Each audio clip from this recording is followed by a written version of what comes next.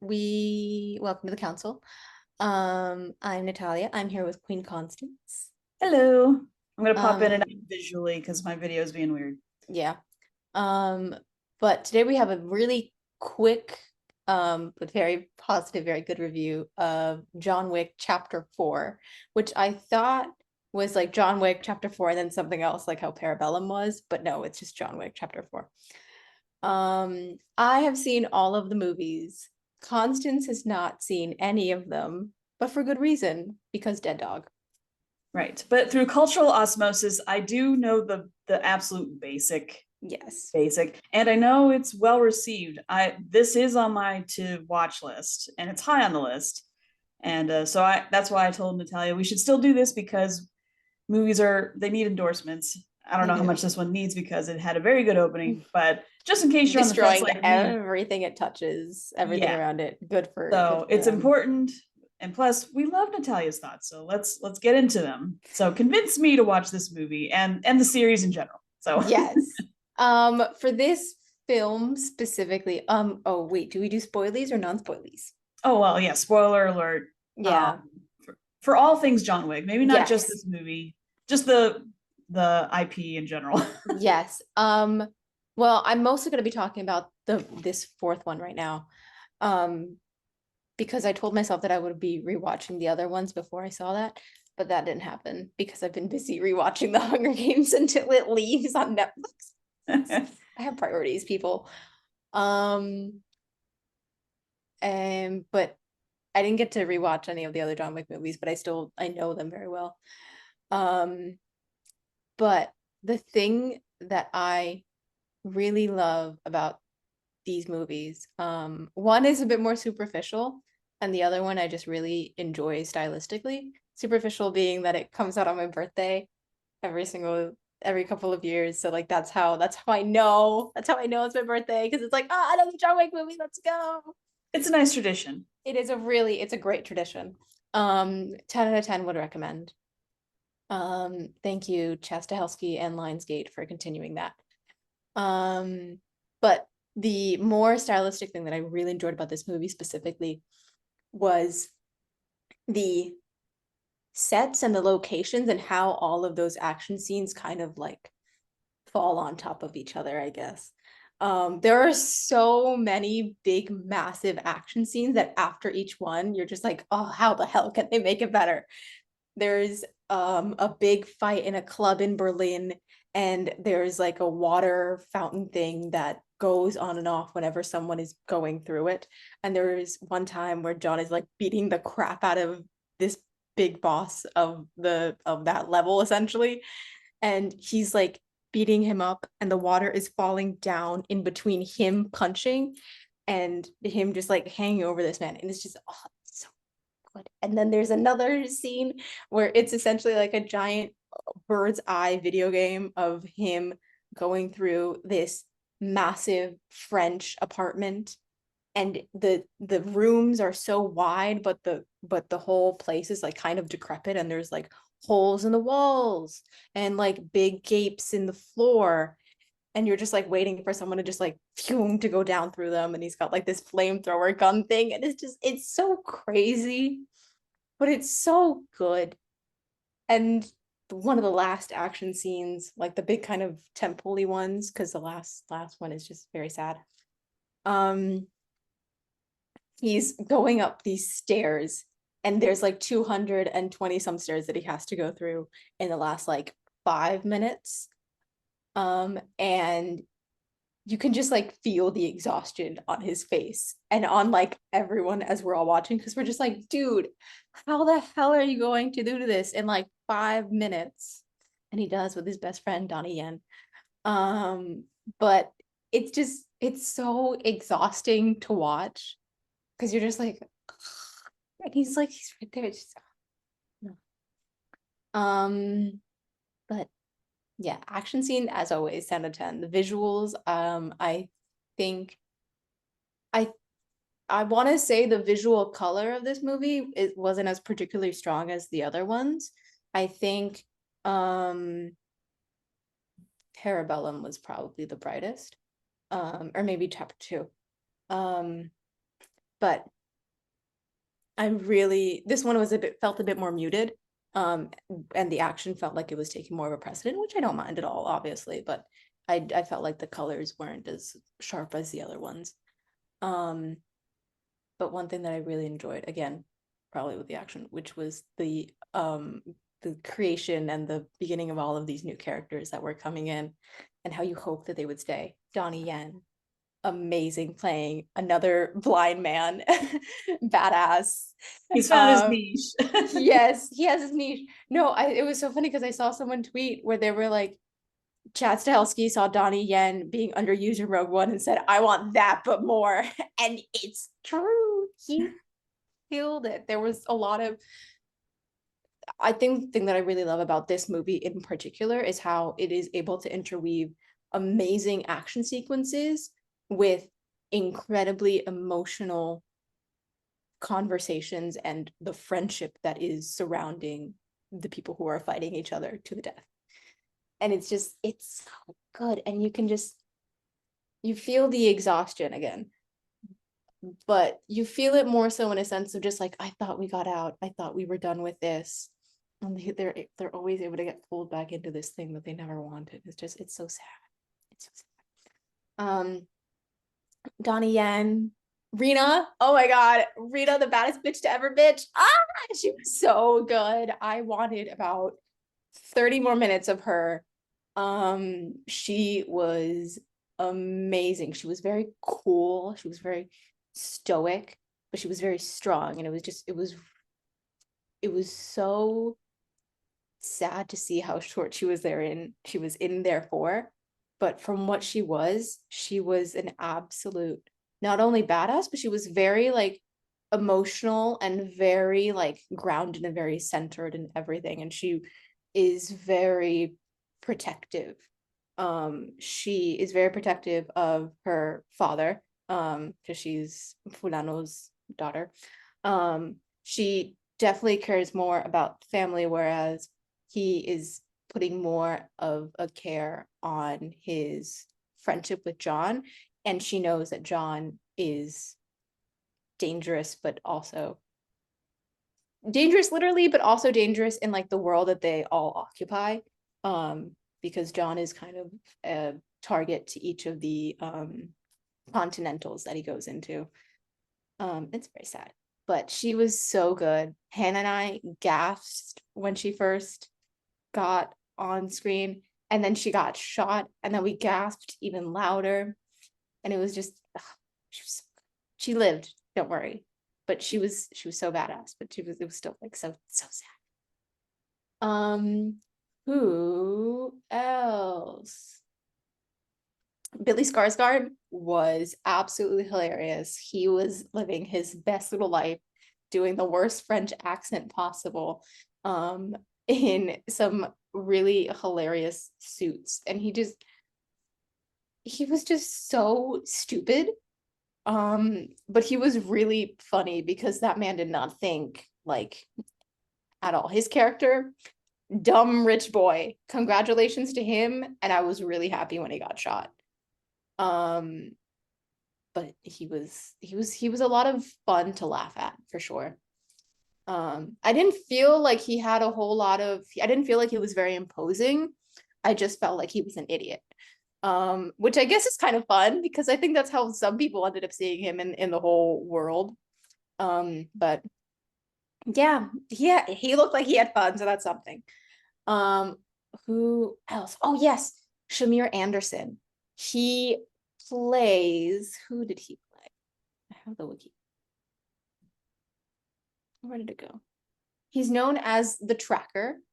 He's essentially, John Wick has a bounty on his head and he's trying to make sure the prices get up because he's like, I need this money, babe. Good for him. He's known as the Tracker, but he's also, a lot of people end up calling him Mr. Nobody because that's what he goes by. He's like, who are you? Nobody. He's like, so he was really cool. And I mean that in every sense of the word. He was very calm, especially because he had this really beautiful, lovely, emotional support German Shepherd dog that also kills. And so he would always try to like regulate himself so then the dog wouldn't like freak out. Um, but he was just amazing. I also want another 30 minutes of him. I need a show of him. He is able to elevate this thing from being very serious to also being a bit more playful. He kind of toes that line. It kind of moves into a comedy with him at some points, and it's really fun. I enjoyed him a lot. Again, I needed way more of him. I thought he was so cool. Who else? Lawrence Fishburne, of course, best line. He looks like he's having fun, and he probably is. His voice is just so, he always is able to find a room and he's like, you know what? This needs an echo. And there he goes. He's so good. Donnie Yen, amazing. Lance Riddick, who just recently passed away a couple of days before this came out. He was also great. I mean, as always, he's always been amazing in every single thing that he's done. He's very serious, but again, his character is incredibly hopeful and very friendly and understanding, which is not something that you would think of this very like stoic man who's trying to like head up a continental full of assassins, but he is an incredibly kind and good man that you would always like. Whenever I saw him on screen, I was like, that's a good fucking guy, you know? Like he always seemed like just the best thing in this incredibly dark, very not pretty world that they've created. Ian McShane is Ian McShane. He doesn't really do much new into this, but he did what he had to do, and that was it. Who else? Yeah. In terms of the cast, absolutely amazing. I think my biggest thing with it is, even though there were so many new characters brought on in, I felt like it went a little bit too fast. Like we didn't really get to know them, which I think kind of scares me a little bit on the possibility of, because apparently there's going to be another movie after this, and I'm like, I don't see why, because massive spoiler, John Wick dies at the end. Oh. And I think the biggest thing that could probably happen is us following either Donnie Yen or Rena, or I hope maybe, hopefully Shamir, because he's so cool. But I found it a little difficult to get attached after the movie and think of these new characters, because I don't know how it's going to continue, if even it is. That's been confirmed, or is that just a heavy rumor? I think, I mean, here's the thing though. I'm looking at the freaking wiki and it says John Wick 5 TBD, and I'm like, I don't know, there's gonna be a chapter 5. I don't think so.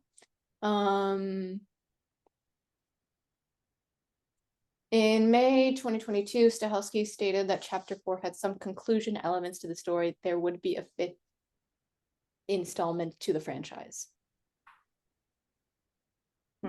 Chad, I don't know what you should do with that. Give us a spin-off show. I think I would appreciate that more. But yeah. Well, I have a question, and this might apply to all 4 movies. It may not be exclusive to this one. Because I know it's praised for its action. Is this the kind of action movie that's highly stylized like Kill Bill, or is it more grounded and gritty, kind of like the Jason Bourne movies? You know, like what kind of action movie would you It's a kind of mix of both. It gets a little like kind of you have to go off with your disbelief on it a little bit the more that you go on. But what's that phrase? You're willing suspension of disbelief. That, yes. You have to take that. the more you go into this series, mainly because I felt like the first one was very, I don't know, it's a little tricky because there are some action scenes, again, most of these things are very long, that feel a bit more grounded, feel a bit more real, but then you piggyback it off with a giant club in Berlin and waterfalls and punching and flamethrower guns. It's a good mix of both. Um, yeah. I think in this one you feel a bit more of the Bourne-esque one, mainly in like one of the last few action scenes. Because again, the exhaustion. Right. Well, I asked because I like action movies, but I have to be in the right mood. So if it's really gory, It's not that gory. Logan, you know how Logan if I'm like, okay, if Yeah. there's a lot of blood, a lot of splatter, I need to be prepared so I'm in the right frame of mind to receive that. But if it's not, if it's more like, oh, you can just feel the weight of the punches, but it's not exactly gory, then that opens up more opportunities for like, oh, I can be in this kind of mood and still watch it and get through it. You know what I mean? Like, I don't think that it's particularly gory. I think there's a couple of shots where it's like just some guy getting shot through the head and then there's like blood splatter at the corner of the screen. but it's not Um, 7 minutes of just that. no. It's like a one and done sort of thing. And then everything else kind of you're zoomed out a lot for some of it, but Right. yeah. I was thinking about this earlier this weekend. I was like, oh, I wonder if it's like Bullet Train because I loved Bullet Train. But at the same time, I'm like, I can't just watch that anytime. I got to be in the right headspace because then I can appreciate it. You know, like I don't want to have certain snacks while eating because then you're gonna be like, well, I'm done with that. You know, like it'll ruin your snack. So I just like knowing a few odd things like that so I can be like, oh, this is how you watch this movie. There is one scene in this movie specifically that is like kind of like kind of gross a little bit where who was it?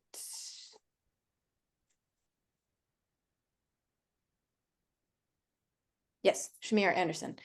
He gets his hand stabbed through into a chopping block. And Billy Skarsgård is like, "Are you gonna pull the knife out? Are you gonna go?"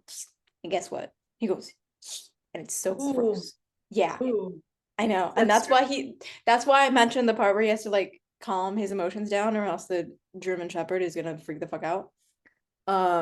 So that part is very tense. It was so gross. Hayden and I were just like, oh, the whole time. But again, I personally, outside of that, in terms of this movie, I don't think anything is like super gory. good to know. And I'll have to. I was gonna ask if Hannah went. Like, is Hannah a fan of this franchise? Is she No, Hannah does it for me. gory level? No, okay. She does it for me. Yeah. Because Oh, the day before, because on her actual birthday, on the 24th, we went to a concert and that was Hannah's day. And then the next day we went to do this. Because I spent all of those hours standing in front of a barricade for a bunch of white boys. And she was like, now go look at this. So it's karma. such good. It balances itself out. Yeah. Yes. Yes. Excellent. But yeah, I will have to rewatch the other ones to get back to you to see if it is gory, but I'll double check. Oh, I just wondered, like you were saying something in the very beginning, and I'm like, oh, so are these like 4 uniform films, or are they like, nope, this director went this direction and this cinematographer on the next one did this, like overall artistic approach, do they mirror each other or are they all doing their Yes. own thing? No, they're all pretty similar, Okay. which I do enjoy.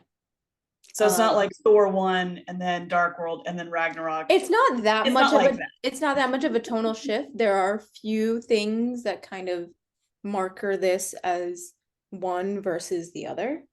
I don't remember which one it was, but I think it was Parabellum, where I felt like there was a bit more hand-to-hand combat scenes. The only thing that I can think of, I don't remember which one it is. It was for sure the second or the third, where John was in the library and he was beating the shit out of some guy with a book.